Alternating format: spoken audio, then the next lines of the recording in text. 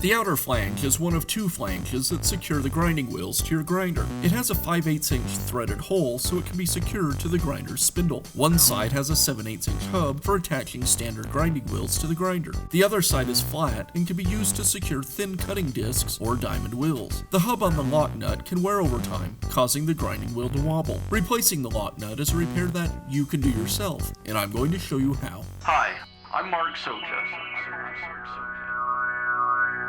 Do-it-yourself repairs like these are easier than you might think.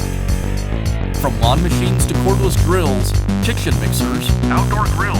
our how-to videos walk you through each repair from start to finish. So doing it yourself means never having to do it alone. Let's get started. I'll begin by removing the grinding wheel from the grinder. I'll depress the lock button and use the spanner wrench to remove the nut. Now I can install the new lock nut. There are two sides to the lock nut. One side has a hub, the other is flat.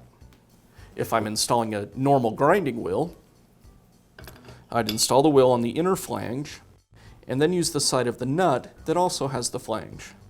If I'm installing something thin, like a cutoff disc or this diamond wheel, I'll install the wheel on the inner flange and then use the side of the nut that's flush.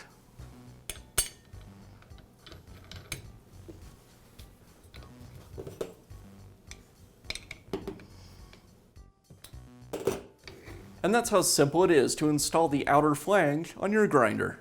Be sure to check back often for new videos and expert advice. If you found this video helpful, give us a thumbs up.